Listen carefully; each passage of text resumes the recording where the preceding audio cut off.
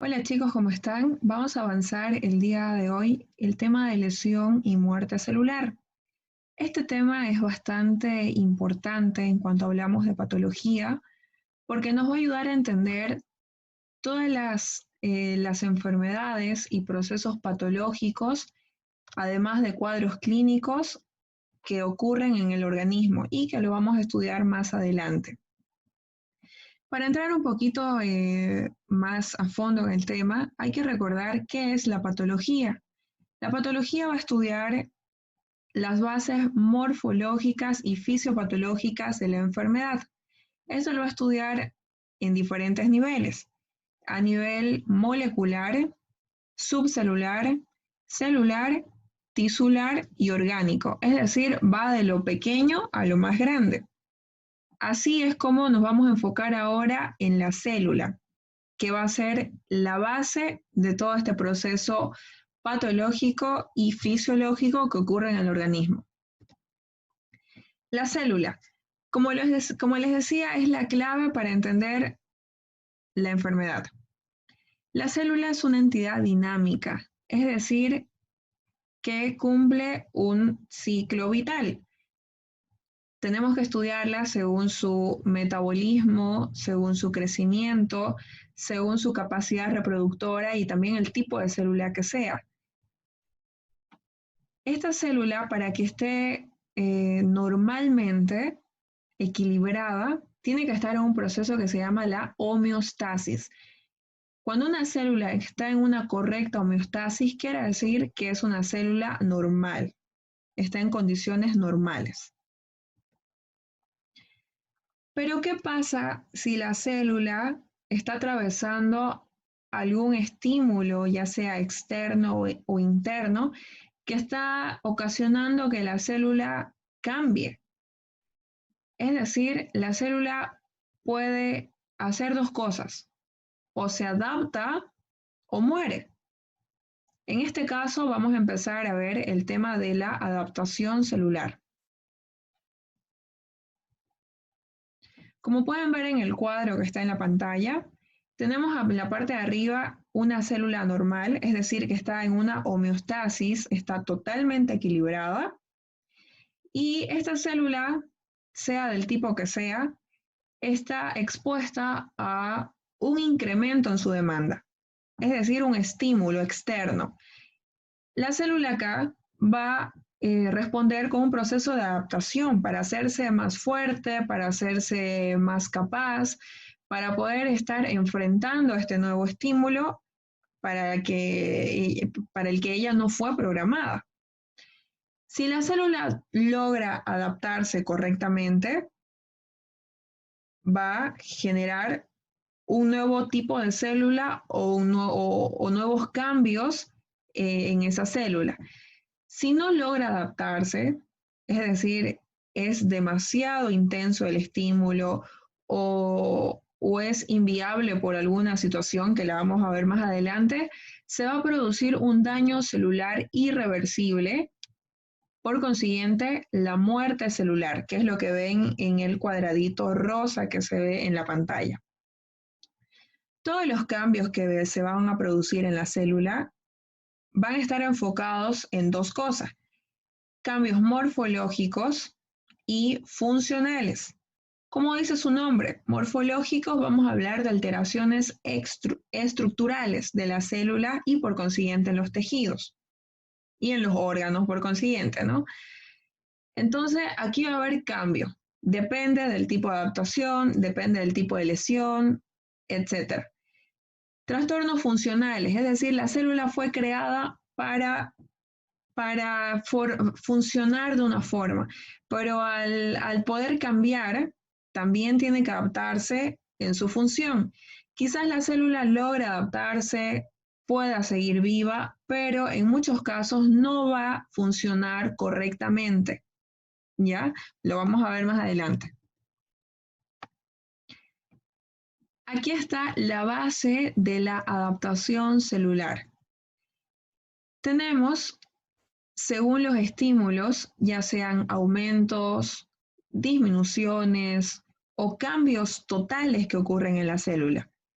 Si hay un aumento de demanda y estímulos externos, se pueden originar dos cosas, ya sean dos cosas que van a estar separadas o las dos al mismo tiempo, es decir, una hiperplasia o una hipertrofia, que también la vamos a tocar más a fondo.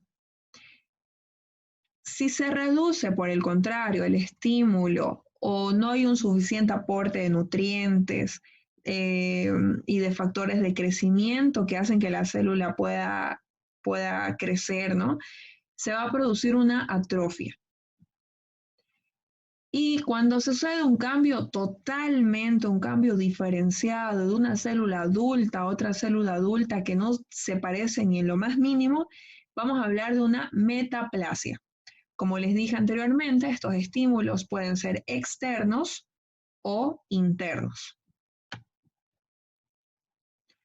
Hablamos de la primera adaptación celular, la hiperplasia.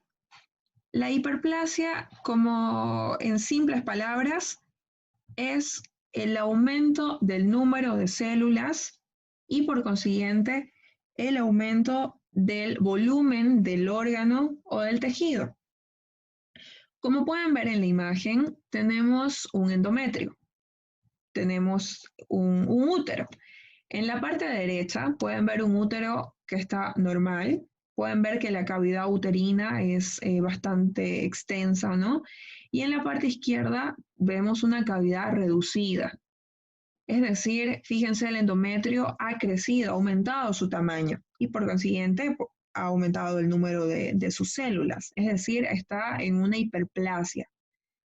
Esta hiperplasia, en este caso el endometrio, es por un estímulo estrogénico excesivo.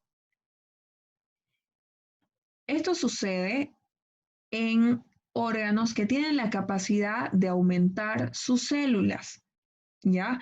No puede pasar en otros órganos en donde no haya capacidad de crear nuevas células, como son el corazón y el cerebro. Estas células que tienen, por ejemplo, el corazón y el cerebro son estáticas, no pueden generar otras nuevas. Ya vamos a ver más adelante qué pasa con estos órganos, que es un punto importante a tratar. Entonces, en la hiperplasia van a haber dos tipos, una hiperplasia fisiológica y una hiperplasia patológica. En la hiperplasia fisiológica hablamos de dos tipos. Una hiperplasia que está netamente regida por el tema hormonal y la compensadora. La hormonal, como dice su nombre, solamente afecta a órganos diana que funcionan gracias a la función de las hormonas, como son el útero y las glándulas mamarias, que cuando ocurre el embarazo, gracias a las hormonas que se producen en el embarazo, estos crecen y también aumentan su número de células, generando una hiperplasia hormonal. En la hiperplasia compensadora, fíjense que en la imagen está apuntando al hígado, ¿no? Esto sucede tras una hepatectomía parcial. El hígado es uno de los órganos que tiene la capacidad de regenerarse a tal nivel que genera nuevas células. Y esto lo hace gracias a factores de crecimiento y también receptores de esos factores de crecimiento. Un punto importante a destacar de esto es que si termina el estímulo de esta hiperplasia, regresa a su normalidad este órgano que había aumentado sus células. Ahora vamos a hablar de la hiperplasia patológica. La hiperplasia patológica sucede por distintas causas. Puede ser que la estimulación hormonal haya sido muy excesiva o también haya mucho aumento de los factores de crecimiento, es decir, es una pérdida de control del crecimiento. La hiperplasia patológica es muy importante porque va a ser un terreno fértil, va a ser muy fácil de que se convierta en una neoplasia en distintos órganos. Entonces se puede decir que que es una antesala a las neoplasias. Como pueden ver en la imagen, la próstata es muy común, el cáncer de próstata, y sucede por un tema hormonal, eh, externo, vírico, etcétera, diferentes cosas que van a generar una hiperplasia prostática. Y también la hiperplasia patológica está vinculada a la curación de las heridas y también a las infecciones víricas como ser el papiloma. Fíjense que todas estas adaptaciones celulares pueden cambiar y convertirse en una neoplasia.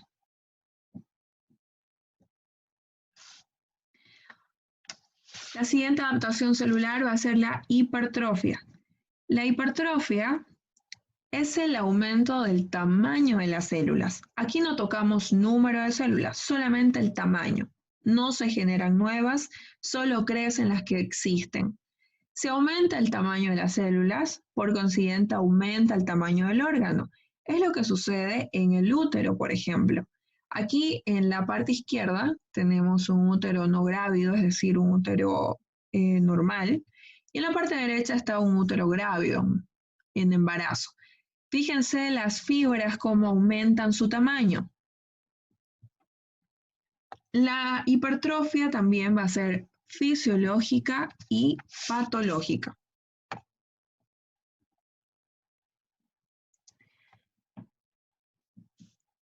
La hipertrofia es muy común en los músculos, en músculo liso y estriado.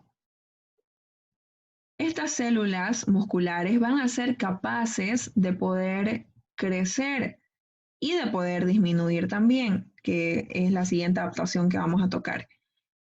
En este caso, en la imagen tenemos el corazón. En la parte de arriba vemos un miocito normal que cumple sus funciones normales. Y si hay una sobrecarga hemodinámica severa, crónica, ya sea por una hipertensión arterial, un defecto valvular o aterosclerosis o diferentes causas, va a incrementar su demanda, es decir, el corazón tiene que bombear más cantidad de sangre y con mayor fuerza. Para eso las células miocárdicas se adaptan. Y fíjense que a la izquierda vemos un miocito adaptado, bien grande, bien fuerte, para poder pasar esa diferencia de presión que está originando esta patología. Por consiguiente, a nivel macroscópico es súper evidente que vemos un corazón bastante agrandado y grueso. En la otra parte, en la parte izquierda, vemos el corazón que tiene ya un daño irreversible. No ha sido posible la adaptación o es demasiada la sobrecarga. Entonces la célula empieza a morir y se forman focos de necrosis que pueden ver en el corazón, que están acá. Estos son los focos de necrosis, si los ven, tienen un color blanquecino, gris. Entonces hablamos de una isquemia que ocurrió aquí en el tejido miocárdico.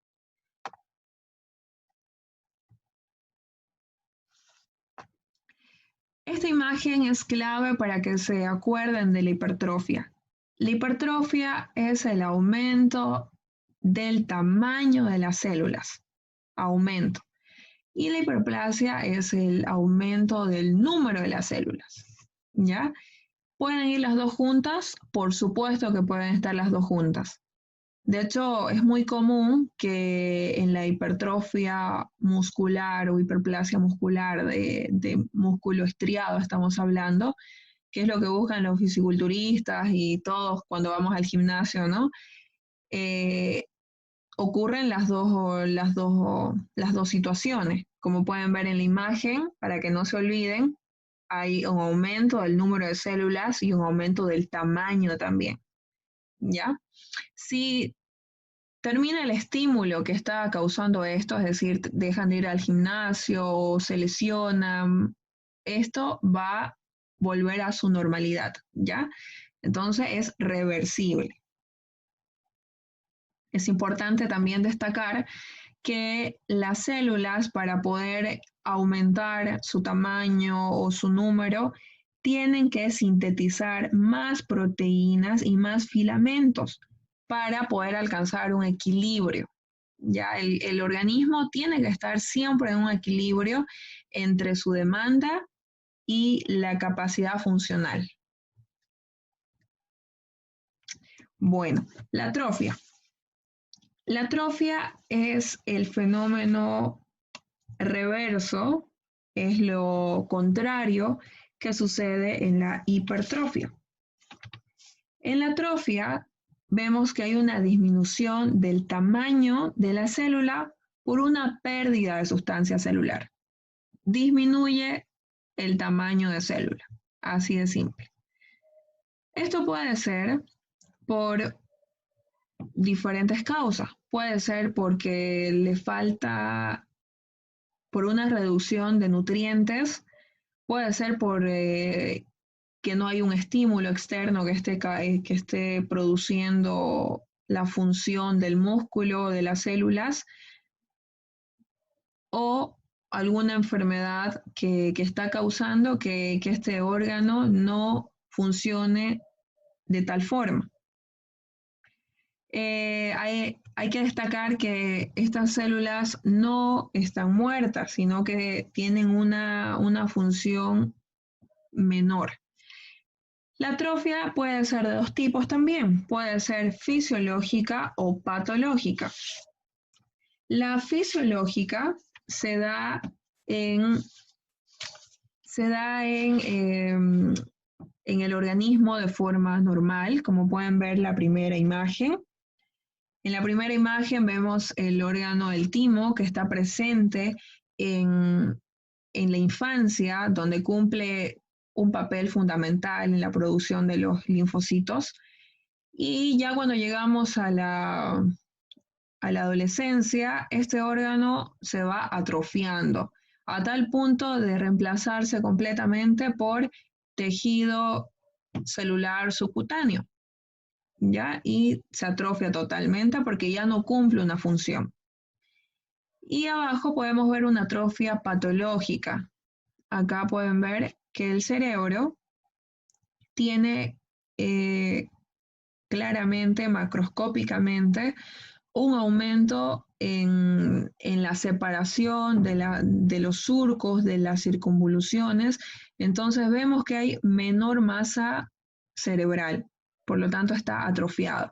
Esto puede ser ya sea por un proceso de envejecimiento normal o algo patológico que puede ser una enfermedad de Alzheimer.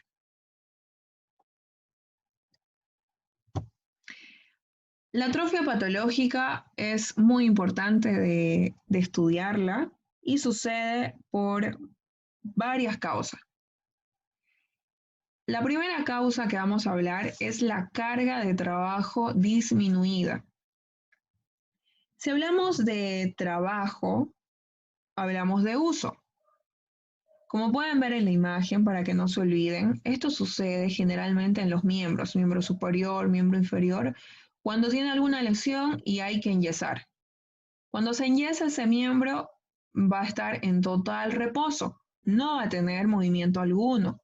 Entonces, cuando se saca el yeso, se lo retira, este miembro va a estar atrofiado. Las células han reducido su tamaño considerablemente hasta que se nota, ¿no?, una pierna disminuida, en este caso, con una masa muscular pequeña. Para eso, después de utilizar algún tipo de yeso, se hace fisioterapia y demás para poder revertir este proceso. Luego, en la pérdida de inervación, se da porque el músculo esquelético depende de la inervación, depende de los nervios. Si pierde esta inervación, los músculos no reciben el estímulo correspondiente para su uso, entonces se van atrofiando. Otra causa es el riego de sanguíneo disminuido. Esto puede deberse a una enfermedad arterial oclusiva. Por ejemplo, en la imagen vemos una aterosclerosis bien prominente, en donde no llega la suficiente sangre, los suficientes nutrientes al órgano en cuestión. Entonces, el órgano, el tejido, se va atrofiando. Lo mismo sucede en el cerebro. En el cerebro, los vasos sanguíneos son bien pequeños, entonces tiene que tener una correcta irrigación siempre, 24/7. La otra causa es la nutrición inadecuada. Aquí en la imagen vemos que hay una muy mala nutrición proteico-calórica. Entonces, ¿qué hacen las demás células para poder tener energía? Se van consumiendo a sí mismas, ¿sí? Las células musculares se van consumiendo para poder tener la energía suficiente y para hacer funcionar el resto del organismo. Por lo tanto, vemos una atrofia bien evidente. Pérdida del estímulo endocrino. En la imagen vemos un útero. Este útero es un órgano diana para la regulación hormonal.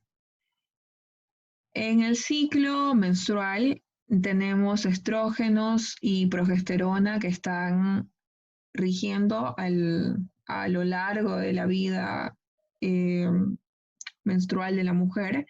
Y si ellos dos disminuyen por alguna razón, por ejemplo en la menopausia, el útero disminuye su tamaño.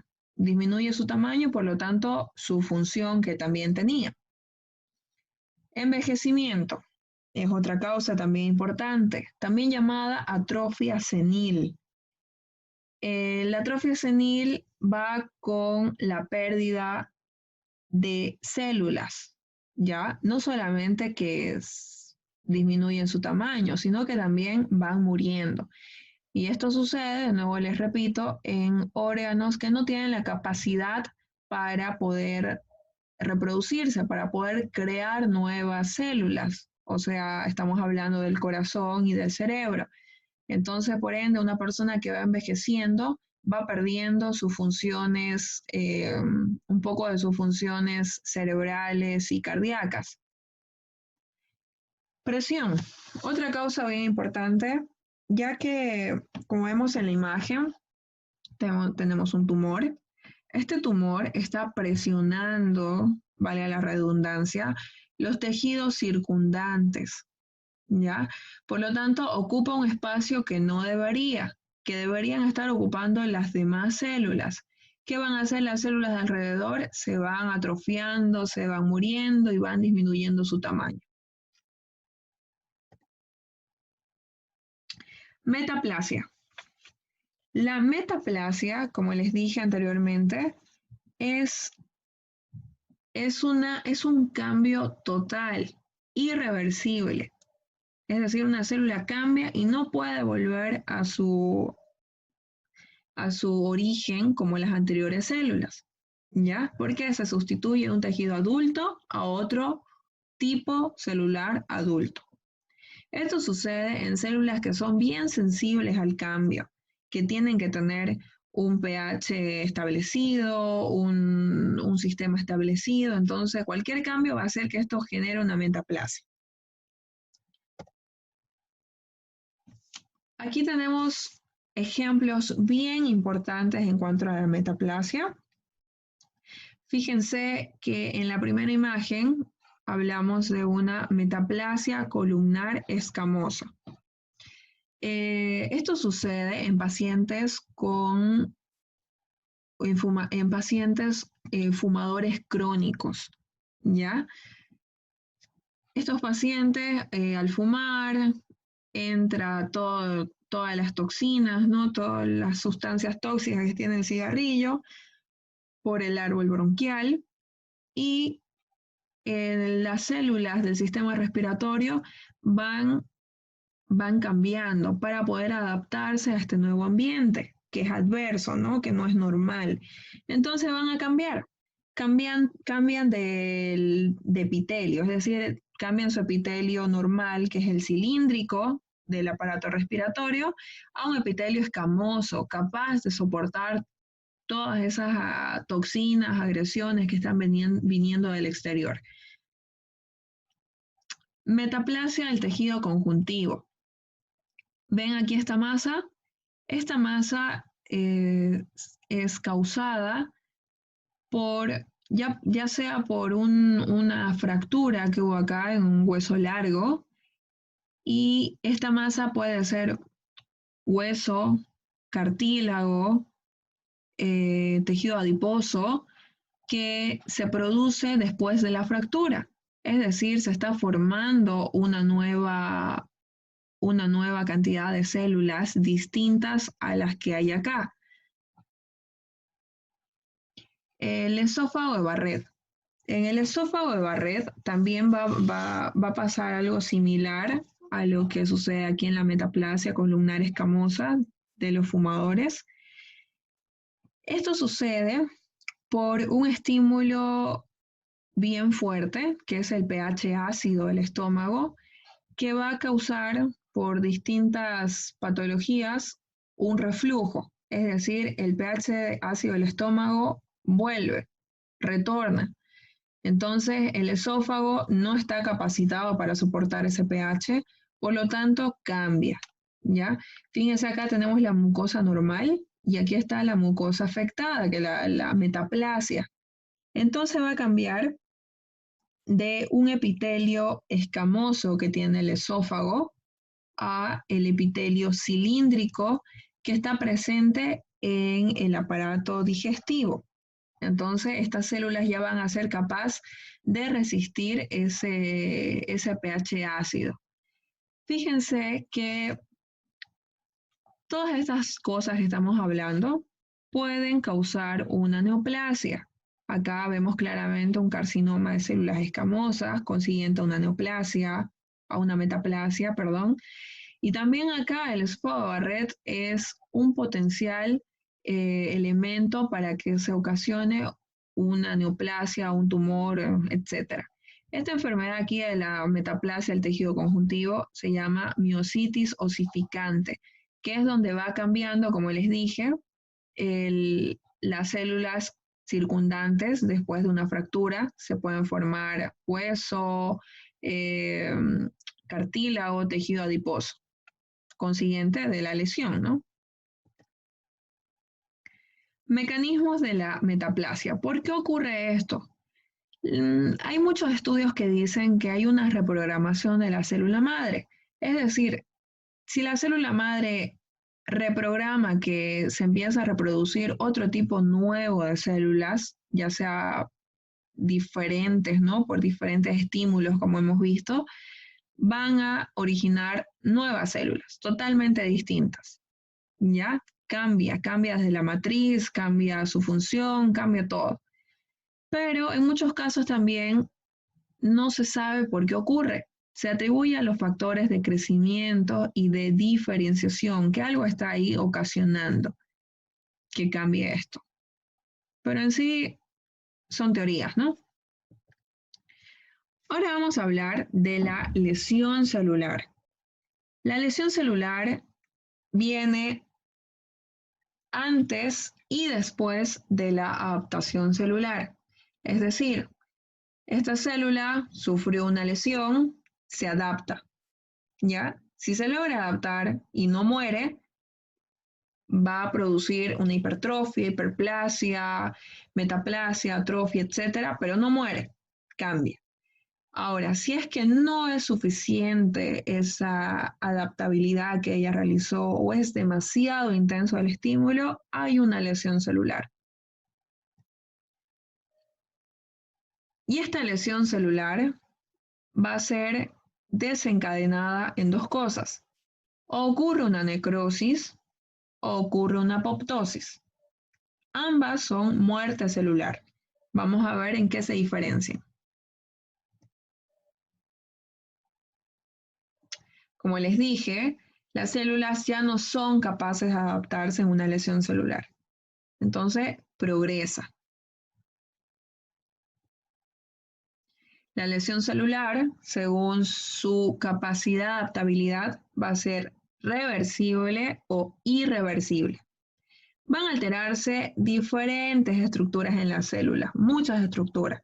Pero la más importante, chicos, que se aprendan es que si hay una lesión a nivel de la membrana celular, sí o sí esa lesión va a ser irreversible. ¿Ya? Puede dañarse las mitocondrias, puede dañarse las lisosomas, hasta el núcleo, pero si se daña la membrana celular, que es de donde se originan las nuevas células, no hay más vuelta que darles, irreversible, por consiguiente, muerte.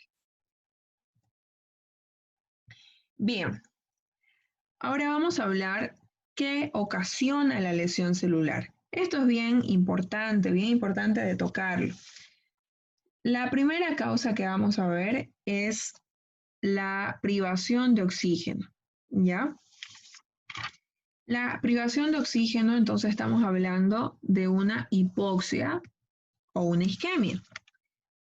¿Esto es lo mismo? No, no es lo mismo. Vamos a ver cuál es la diferencia. Ambas hablan de que falta algo, ¿ya? La diferencia está en qué falta y qué se hace con eso. Hipoxia. Hablamos que hay una disminución, un riego insuficiente de ¿qué? De oxígeno. Insuficiencia de oxígeno, ¿ok? Y la isquemia, estamos hablando de una pérdida, una disminución del aporte sanguíneo. Debido a esto también alteraciones del flujo arterial o también puede ser una reducción del drenaje venoso. ¿Cuál es más rápida? La isquemia. Si hay una lesión y compromete la isquemia, es más fácil que ese órgano ocasione una lesión celular irreversible. ¿Por qué? Porque en la hipoxia está comprometido solamente el oxígeno, ¿ya? Pero puede la célula seguir generando energía. Puede aguantar un poco más hasta que este estímulo pase o se trate esta lesión que está causando. En cambio, la isquemia está cortado todo.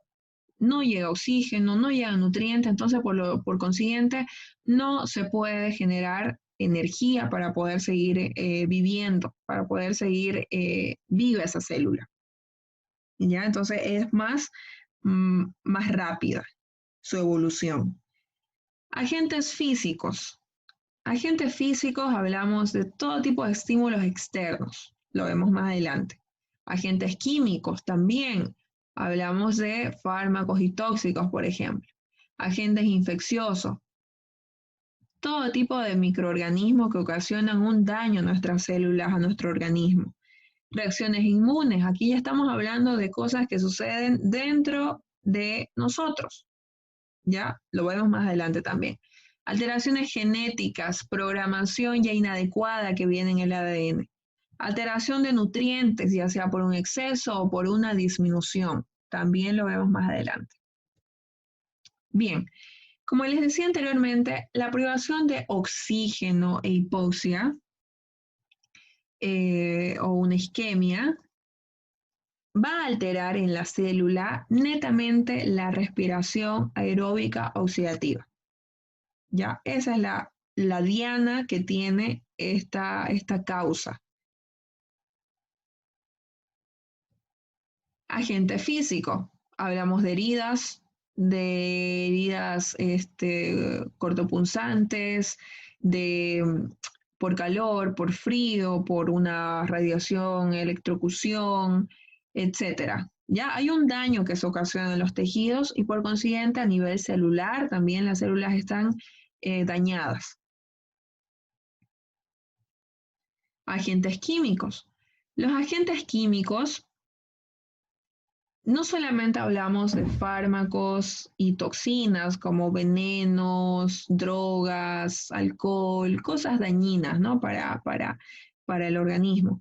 También estamos hablando de productos químicos simples, como ser glucosa, sal, sodio, potasio, magnesio, todos nuestros componentes electroquímicos que tenemos en nuestro organismo, que si no están en un buen balance, van a originar una lesión celular irreversible, ¿ya? Todo tiene que tener un valor y debe seguir ese valor, tanto extracelularmente como intracelularmente. Agentes infecciosos. Hablamos de microorganismos que están dañando nuestra célula a diferentes niveles. Microorganismos como bacterias, parásitos, virus, hongos. Por ejemplo, los virus. Los virus es bien importante de tocarlos porque ellos utilizan a la célula. No solamente le ocasionan daño y la matan, sino que la utilizan para reproducirse. Entonces, hay un daño celular bien importante ocasionado por los agentes infecciosos. Reacciones inmunes. Estas reacciones inmunes son causadas por un alérgeno, ¿ya? Eh, el alérgeno puede ser que cause una lesión celular, como puede ser que no. Lo que sí o sí causa una lesión celular es la reacción anafiláctica propia de nuestro organismo. Es decir, si yo soy alérgica a algo y estoy expuesta a este alérgeno, no me va a matar el alérgeno al que estoy expuesta, sino la reacción que se está desencadenando en mi cuerpo, esta cadena inflamatoria que hay que pararla a tiempo, ¿no? Entonces, hablamos también de enfermedades autoinmunitarias, diferentes enfermedades autoinmunitarias que inclusive no se conoce el alérgeno que está produciendo estas reacciones. Alteraciones genéticas. Aquí hablamos de síndromes, de combinaciones genéticas que han sufrido algún cambio por disminución, por aumento o por falta netamente, ¿ya? De algún cromosoma. Y eso ocasiona diferentes tipos de síndrome. Alteraciones nutricionales. Todo en exceso es malo, ¿ya? Ya sea demasiada comida, demasiados nutrientes o también demasiada privación de los nutrientes. Hablamos de desnutriciones, ¿ya? Desnutriciones proteico-calóricas que vimos atrás, ¿no? Que ocasionaban atrofias y si sigue esta situación, ocasiona también muerte celular y por consiguiente puede ocasionar la muerte del paciente. Bien, mecanismos de lesión celular. Es importante recalcar que en la respuesta celular va a depender de 4 cosas: del tipo de la lesión, de la duración, de la dosis, porque no es lo mismo una alteración mínima del sodio en la célula a alteraciones bastante extensas. Ya puede haber una reversibilidad si es una dosis pequeña y por consiguiente reversibilidad de la lesión, si es o no reversible. Las dianas, esto es importante. ¿Dónde actúan estas lesiones celulares? ¿A dónde están enfocadas? ¿En qué parte de la célula está dañada? Puede estar afectada la respiración aeróbica, es decir, la fosforilación oxidativa mitocondrial, en donde no se genera energía, no hay oxígeno. Por lo tanto, una causa sería, como vimos, la hipoxia o la isquemia, ¿no? Integridad de las membranas celulares, la homeostasis iónica y osmótica. Tiene que haber un buen equilibrio entre nuestros componentes intracelulares y extracelulares. Si no, las membranas son dañadas y ocasiona la muerte celular. la síntesis proteica, el citoesqueleto, la integridad del aparato genético de la célula, esto puede también estar dañado por las infecciones, por microorganismos que van a afectar a diferentes niveles a la célula. Bien, ahora, nuestro último fenómeno que sucede en la célula, si es que no se puede superar todo esto, es la muerte celular. Y hay dos tipos de muerte celular, como les dije anteriormente, la necrosis y la apoptosis. Ambas terminan en lo mismo, en la muerte celular, ¿ya? Pero se diferencian. Tienen bastantes diferencias que es importante saberlas. Necrosis, empezamos por acá. La necrosis va a ser el conjunto de alteraciones morfológicas, es decir, de la forma, que suceden después de la muerte celular, ¿ya? La necrosis puede ser de dos tipos, autólisis o heterólisis.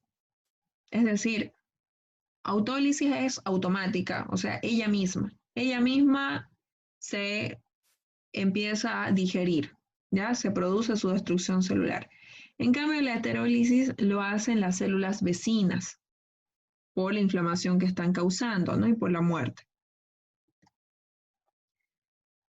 Bien, la necrosis provoca cambios intracelulares. Pueden ser todos juntos, pueden estar dos, pueden estar tres, pero va a suceder por lo menos dos de ellos.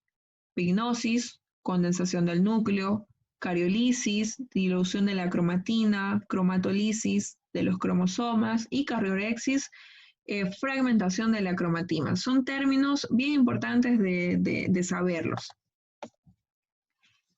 Bien, chicos, esto es súper importante en cuanto a diferenciar distintos tipos de necrosis. No va a ser lo mismo la muerte celular de un corazón con la muerte celular de un cerebro. ¿Ya? Son órganos que tienen un componente celular súper distinto, por lo tanto mueren de distinta forma. Cada órgano tiene un patrón de necrosis diferente. ¿Ya? Bien, hablamos del primero, que es la necrosis de coagulación. ¿Qué pasa aquí? Vemos que las proteínas estructurales de los órganos se van desnaturalizando. Es decir, son las primeras que se van muriendo, las primeras que se van deshaciendo, ¿ya? Por lo tanto, va a haber una pérdida de agua. Las células pierden su agua y se empiezan a momificar, se secan. Por lo tanto, da el aspecto, fíjense acá a nivel microscópico, da un aspecto así acartonado, seco, ¿ya? Y amarillo o grisáceo. Entonces, hablamos de células momificadas, ¿ya? Esto se da por isquemia o infarto de órganos sólidos, es decir, de órganos que tienen bastante circulación, en donde no puede haber ningún desequilibrio en cuanto a la circulación, porque si no se produce una necrosis por coagulación, que es lo contrario, ¿no? ¿De quién hablamos? Corazón, vaso, riñón, órganos sólidos con bastante circulación sanguínea, ¿ya? Pero ustedes dirán, hay un órgano que también necesita mucha circulación y a cualquier cambio, ya sea de isquemia o hipoxia, se daña, ¿no? Que es el cerebro. En el cerebro no se produce la necrosis de coagulación, ¿ya? En él se produce otro tipo de necrosis. ¿Por qué no la necrosis de coagulación?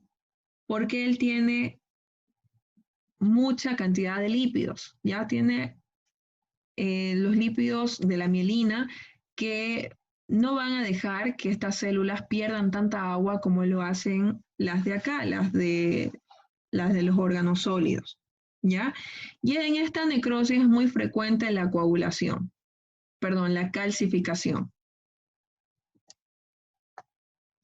Necrosis de licuefacción. Aquí ya hablamos netamente de el cerebro, ¿ya? El cerebro. Es muy típica esta necrosis del sistema nervioso central. Eh,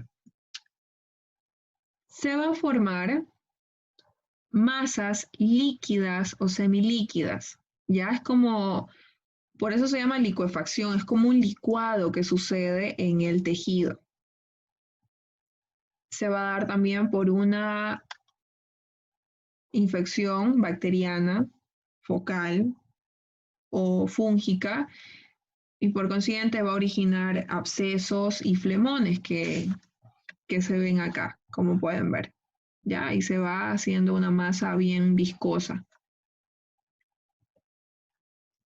Necrosis gangrenosa. La necrosis gangrenosa es súper común, por lo menos se va a ver a lo largo de la vida, ¿no? Un tipo de necrosis y se debe a la pérdida del riego sanguíneo y la muerte celular. Esto se produce generalmente en miembros inferiores, ¿ya? Porque son los miembros más afectados en cuanto al aporte sanguíneo, ¿ya? Y van a ser afectados porque ocurren trombos, ¿ya? Y los trombos ocasionan isquemia, por lo tanto, se pierde el riego sanguíneo de este miembro y se empieza a necrosar. Esto obviamente no se va a dar en cualquier persona, ¿no? Tiene que haber alguna enfermedad de base como es la diabetes, en donde va a haber arteriopatías, ¿ya? Hay dos tipos de gangrena, esto hay que recalcarlo. Hay una gangrena seca y gangrena húmeda. La gangrena seca va a ser una desecación de la extremidad, ¿ya? Como vemos acá, este miembro está seco. Entonces, ha perdido totalmente su riego sanguíneo y se empieza a secar, a momificar, ¿ya?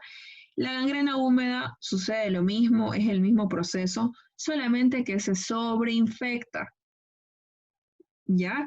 Y se produce ya una necrosis colicuativa, que es la que vimos anteriormente, donde vamos a ver sobreinfecciones añadidas, bacterianas, fúngicas, como vemos acá, y pueden estar las dos presentes también.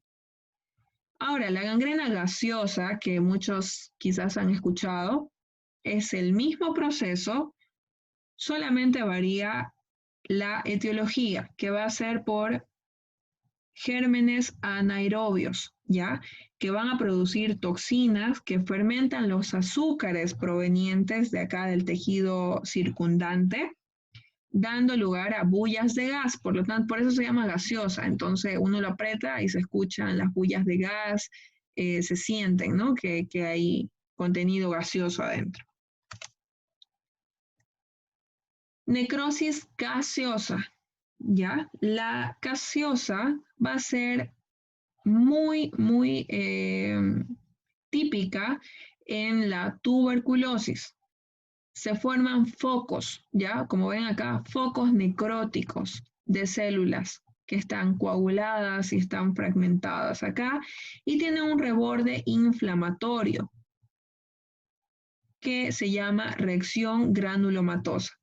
No solamente ocurre en la tuberculosis, ocurre en todas las infecciones granulomatosas, como sea la sífilis, la lepra, etc. La toxoplasmosis también.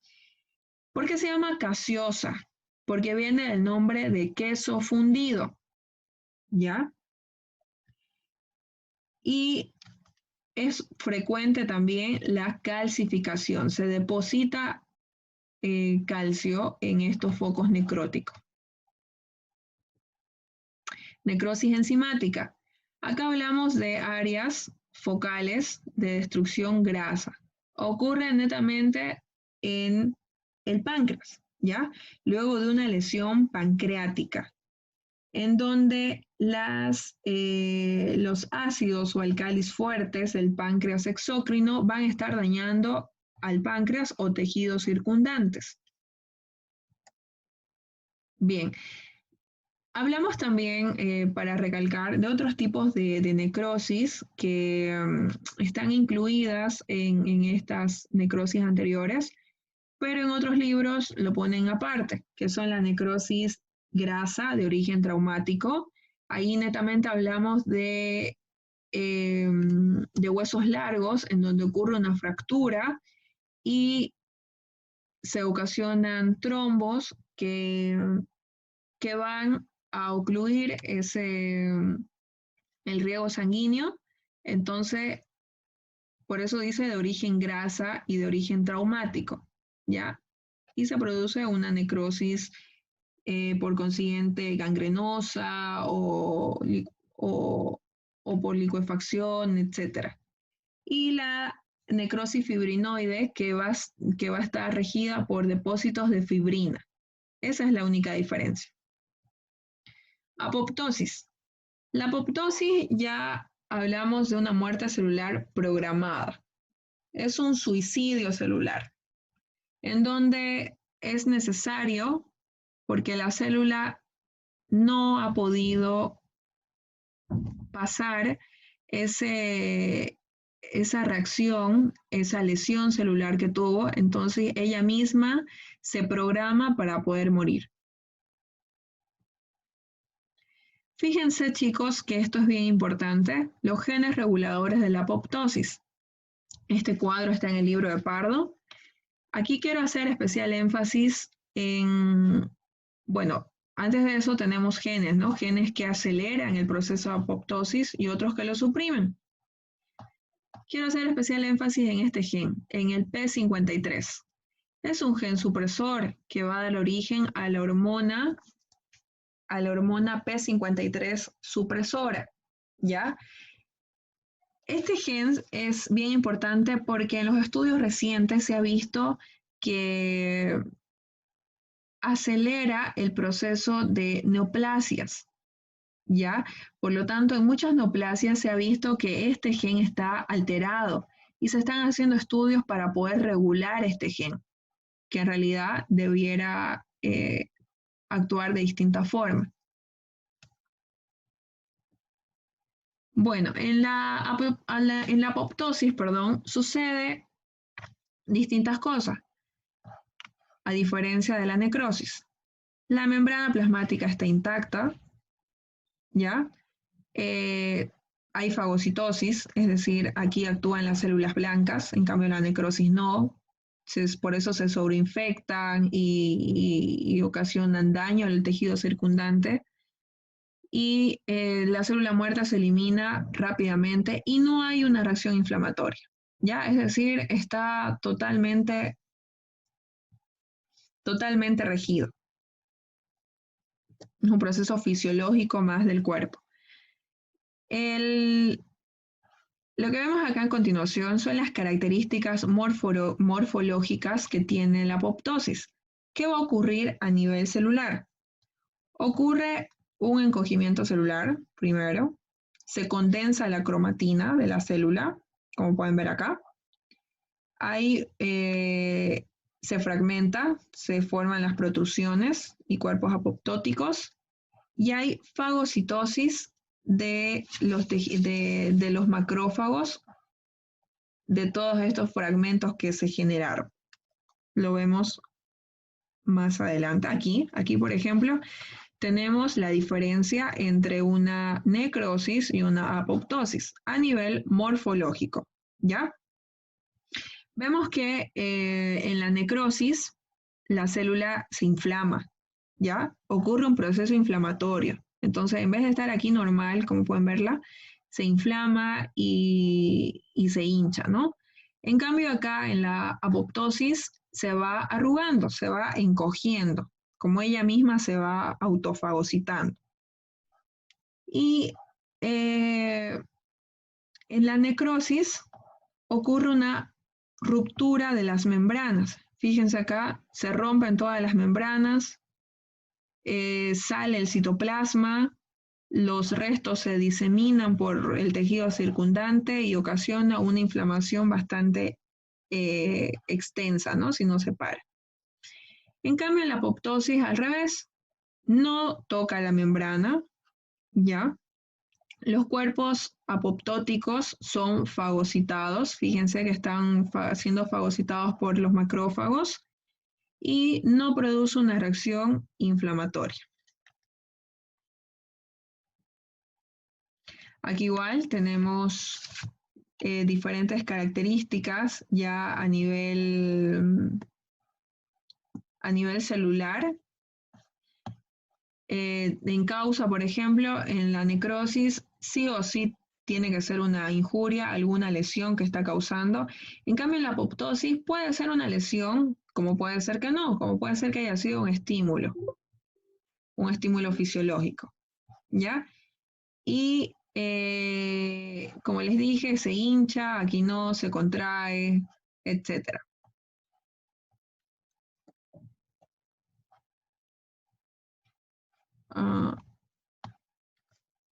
No hay respuesta inflamatoria y sucede en todos los tejidos. Bueno, chicos, eso es todo. Espero que hayan entendido. Gracias.